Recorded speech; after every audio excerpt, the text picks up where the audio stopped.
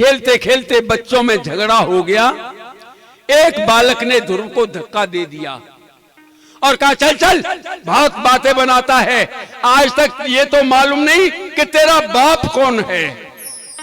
क्योंकि माताओं में एक बात चल गई थी कि बड़ी रानी तो गौशाला में रहती हैं और महाराज महलों में रहते हैं, फिर बड़ी रानी के ये बालक किसका?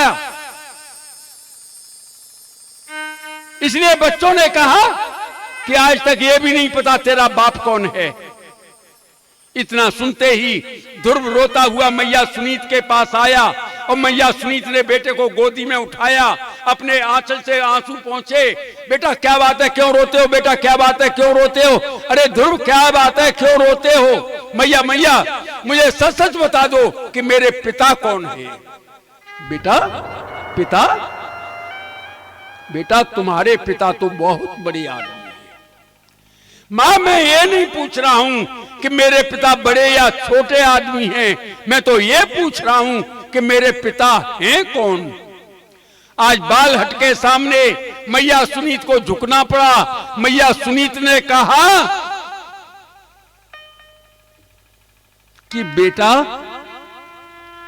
इस देश के महाराज ही तुम्हारे पिता हैं। इतना सुनते ही राजकुमार ध्रुव महलों की तरफ दौड़ करके जाता है और महल के दरवाजे पर खड़ा है। हिम्मत नहीं पड़ रही है अंदर प्रवेश करने की। एक दासी ने राजकुमार ध्रुव को देखा, देख करके कहा कि राजकुमार जाओ जाओ, अंदर तुम्हारे माता पिता बैठे हैं, जाओ। ध्रुव की हिम्मत बन गई, ध्रुव अंदर गया। उस समय पर महाराज उत्तानपाद छोटी रानी सूरज के बेटे उत्तम को गोदी में लेकर के बैठे थे और ध्रुव ने जैसे ही देखा कि मेरा भाई गोदी में बैठा है पिता की, मैं भी गोदी में बैठूं, एकदम जाता है पिताजी पिताजी पिताजी। पास में बैठी हुई सूरज ने एकदम ध्रुव का हाथ पकड़ के पीछे कर दिया। ध्रुव तुम्हें महाराज की गोदी में बैठने का कोई अधिकार नहीं है। क्यों मैया? मैं पिताजी की गोदी में क्यों नहीं बैठ सकता? क्या मैं पिताजी का बेटा नहीं हूं क्या? अरे पिताजी का बेटा हुआ तो क्या हुआ? तूने मेरी कोख से जन्म नहीं पाया है, इसलिए तू पिताजी की गोदी में नहीं बैठ सकता। मैया, बड़ी मैया का ऐसा कौन सा पाप है जिसके कारण बड़ी मैया की गोदी से कोख से जन्म लेने के बाद मैं पिताजी की गोदी से वंचित रह जाऊं?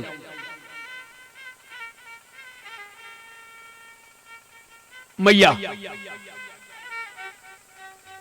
पिता की गोदी पर तो मेरा है भी उतना ही अधिकार है जितना कि मेरे भाई उत्तम का।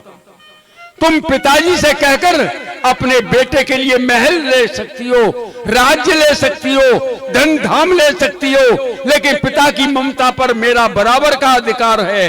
मैं पिताजी की गोदी में बैठूंगा। ऐसा कहकर के ध्रुव जो है आगे जाता है। सूरज ने एक चांटा दिया, अब बहुत बात बना।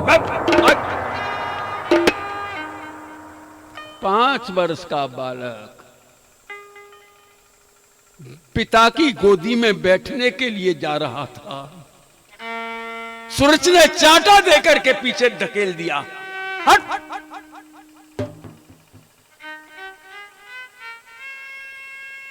अपने यहां पर एक पहले कहावत थी कि अगर सुबह ही सुबह कहीं जाएं और सामने से तेली आ जाए तो कहते हैं कि असगुन हो गया, अब आज नहीं जाएंगे।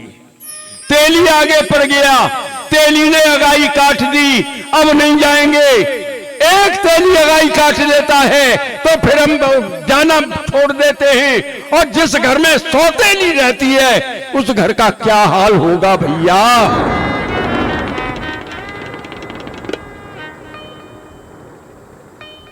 जानते हो ना 100 तेली?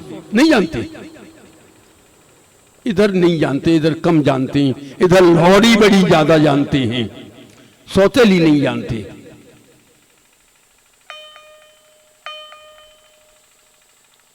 यहां छोटी माँ बड़ी माँ जानते हैं, लौड़ी बड़ी होती हैं घर में, यही चलता है यहां। यहां सौतेली नहीं चलती है। यानी कि उत्तम के लिए सुनीत सौतेली थी और ध्रुव के लिए सुरित सौतेली थी।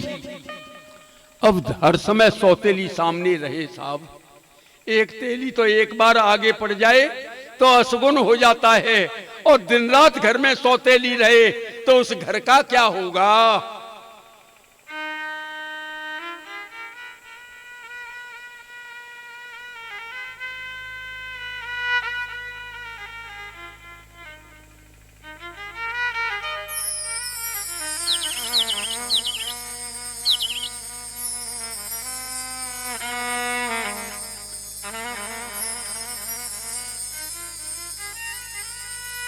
ध्रुव भाव यहां से, नहीं बैठोगे गोदी में। लेकिन महाराज उत्तानपाद तो सूरज के ऐसे गुलाम हो गए थे कि वो एक बार भी नहीं ये कह पाए कि देवी बालक है, अगर बैठने आ रहा है तो आपत्ति क्या है, बैठने दो। एक बार नहीं कह पाई। ये गलत बात है, गलत, बहुत गलत बात है। महाराज उत्तानपाद की नहीं, हम सबकी गलत बात है। हम ये नहीं कहते हैं, व्यास गद्दी से कह रहे हैं साहब। शास्त्र कहता है हमारा कि यत्र पूज्यते नार्यस्तु तत्र रमन्ते देवता। जहां नारी की पूजा होती है वहां पर देवताओं का वास होता है। इन माता बहनों की पूजा करो, इनकी बात मानो, इनसे सलाह लेके काम करो, कोई आपत्ति नहीं है, लेकिन इनके गुलाम बन करके मत रहो। हैं? पानी पीने की भी पूछो कि पानी पी लूं का? आखिर तुम भी आदमी हो, तुम्हारा भी जीवन है, इससे तो बढ़िया फिर तुम चौपाए हो जाओ तो वो अच्छा है। ऐसे क्या जीवन के गुलाम बन गए बिल्कुल एकदम है?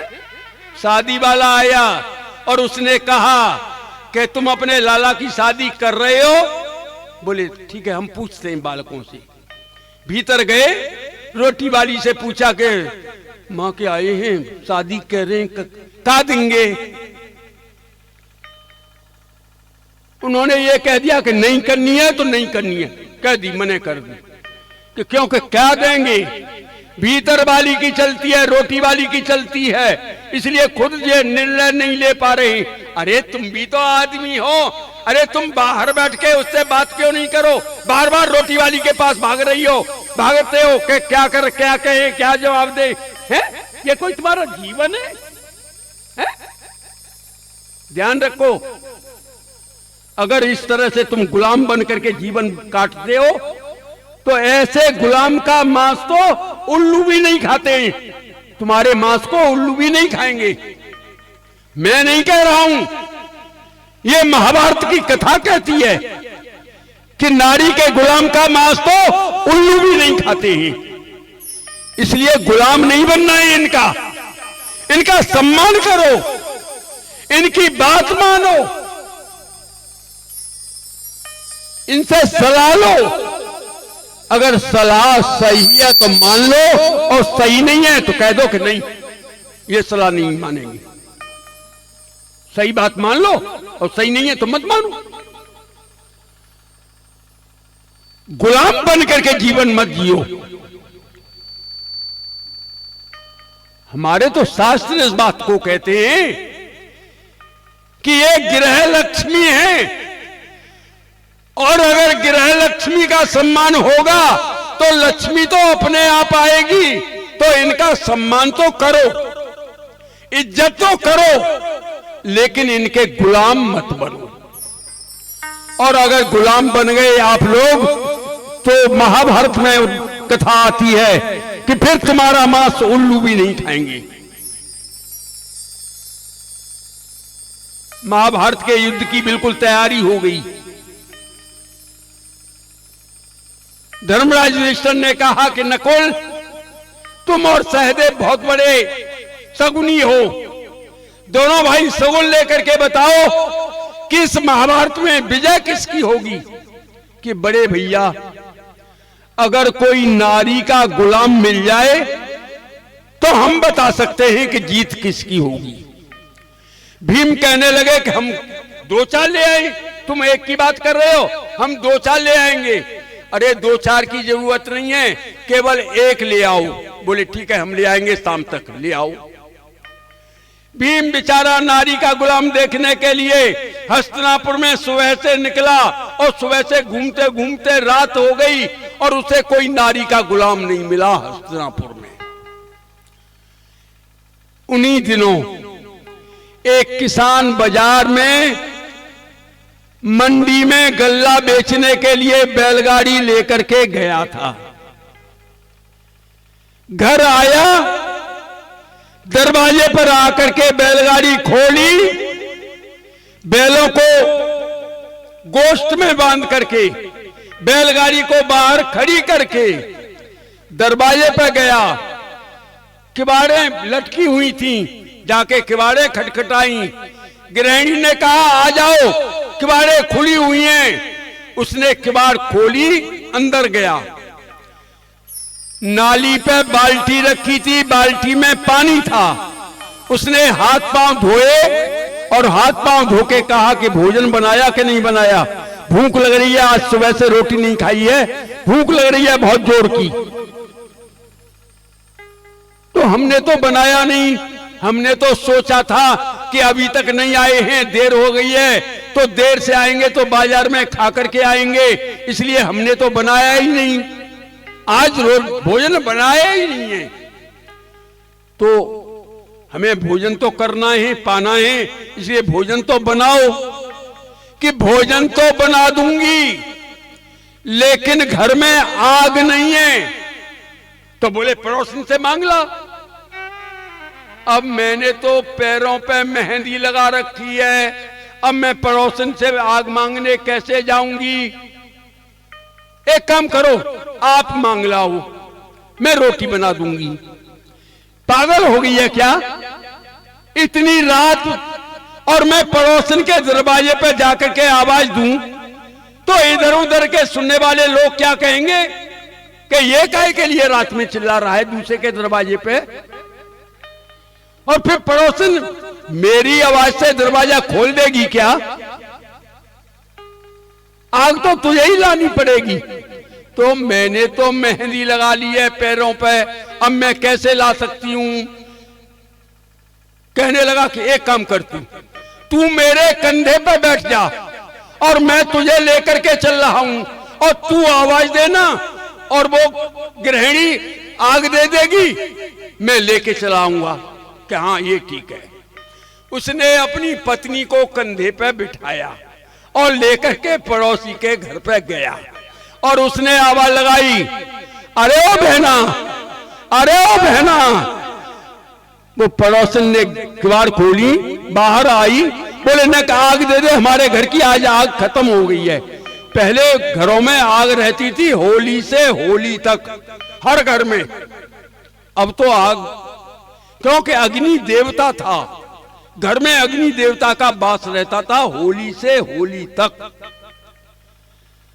गृहिणी ने आग दी और वो आग लेकर के लौट रही थी।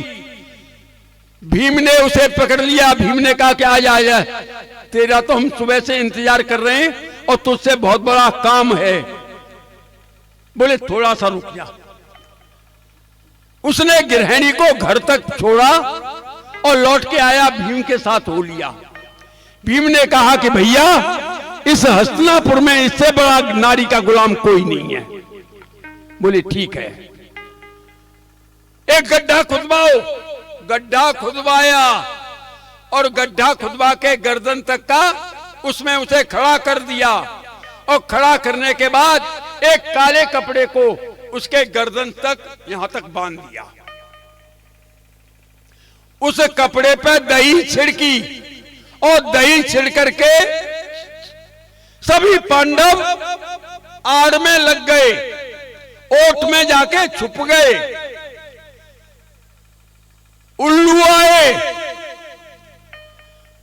उल्लुओं ने देखा, देखो कितना ताजी ताजी मांस है यहाँ पे आदमी का, आज तो बड़े प्रेम से खाएंगे। उनमें से एक बुजुर्ग बूढ़े उल्लू ने कहा कि पागल मत बनो, ये नारी का गुलाम है, इसका मांस खा के नरक में जाओगे क्या? अरे थोड़े दिन बाद महाभारत का युद्ध होगा, सारे कौरव मारे जाएंगे, रोज रोज ताजी मांस मिलेगा, खूब पेट भर के खाना, लेकिन इस नारी के गुलाम का मांस तो मत खाओ। तो भैया नारी के गुलाम का मांस तो उल्लू भी नहीं खाते हैं, इसलिए इनकी मानो, इनकी सुनो, इनसे सलाह लो, लेकिन इनके गुलाम मत बनो जो कि मांस को उल्लू भी नहीं खाएं। मैं नहीं कह रहा हूं, मैं तो कथा कह रहा हूं साहब केवल। वैसे यहां तो कोई है नहीं नारी का गुलाम, इतने बार बैठेगा इनमें तो कोई एक भी नहीं है, सब क्योंकि सब मूछों वाले हैं यहाँ तो। अब मूछे वाले थोड़ी हो सकते नारी के गुलाम है? क्या ये खड़े होके क्या कह रहे हो, हैं क्या? क्यों भैया? वो तो उधर चले गए, हमें की शायद ये कह रहे कि नहीं नहीं गुरु जी है।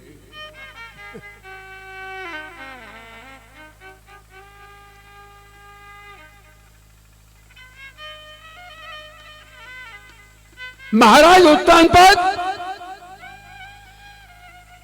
एक छोटा सा बालक गोदी में बैठने के लिए आ रहा है और सूरज ने उसके चांटा दिया है और बांह पकड़ के झकझोर के दूर कर दिया कि भाग, तुझे गोदी में बैठने का कोई अधिकार नहीं है। महाराज उत्तानपाद ये भी तो कह सकते थे कि देवी गोदी में बैठ रहा है तो तुम्हें क्या आपत्ति है, लेकिन महाराज उत्तानपाद इतना भी नहीं कह पाई। क्यों नहीं कह पाई? क्योंकि वो सूरज के गुलाम हो चुके थे। गुलाम नहीं बनना है सूरज का, सूरज के रास्ते पे चलो, कोई आपत्ति नहीं है, लेकिन गुलाम मत बनो सूरज का।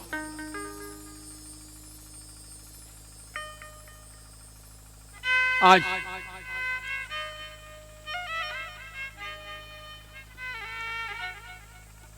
ध्रुव रोता हुआ गौशाला में आता है। मैया सुनीत ने बेटे को रोते हुए देखा, जल्दी से गोदी में उठाया, आंचल से आंसू पहुंचे, बार बार मुख चूमने लगी। बेटा ध्रुव क्या हुआ, बेटा ध्रुव क्या हुआ, क्या बात है, अब क्यों रोते हो बेटा, क्या बात है, क्यों रोते हो? मैया मुझे सच सच बताओ,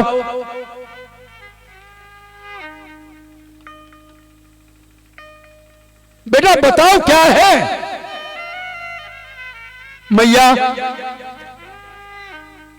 मैया ने कहने ही वाले थे ध्रुव, लेकिन ध्रुव की हिम्मत नहीं पड़ रही थी।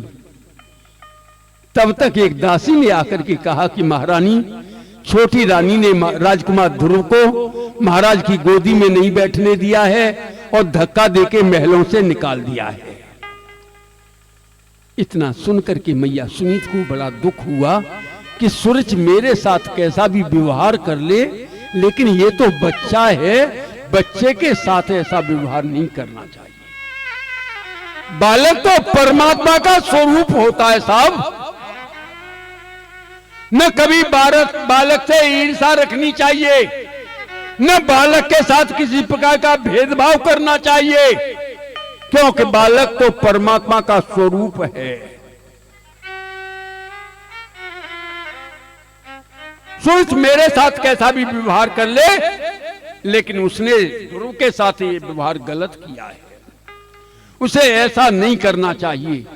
और मैं इस बात की बगावत करूं कि सूरज कौन होती है महाराज की गोदी से मेरे बेटे को हटाने वाली, तो ध्रुव के मन में सौतेली माता के प्रति विद्रोह पैदा हो जाएगा। और अगर इस बात की बगावत न करूं तो मेरी आंखों के सामने से मेरा ध्रुव जैसा बेटा चला जाएगा, मेरी ममता चली जाएगी। आज मैया ने अपनी ममता को ही तिलांजलि दे दी कि बेटा ध्रुव, छोटी मैया ने पिताजी की गोदी में नहीं बैठने दिया, उसके लिए इतने रोते हो बेटे। एक दिन पिताजी स्वयं गोदी से उतार देते कि ध्रुव अब तुम गोदी में बिठाने लायक नहीं रहे हो, अब बहुत बड़े हो गए हो। एक दिन पिताजी स्वयं उतार देंगे, इसलिए तुझे गोदी में बैठने का इतना शौक है तो उस परम पिता की गोदी में बैठ, जो कि एक बार बैठने के बाद जीवन भर कोई उतार नहीं पाएगा।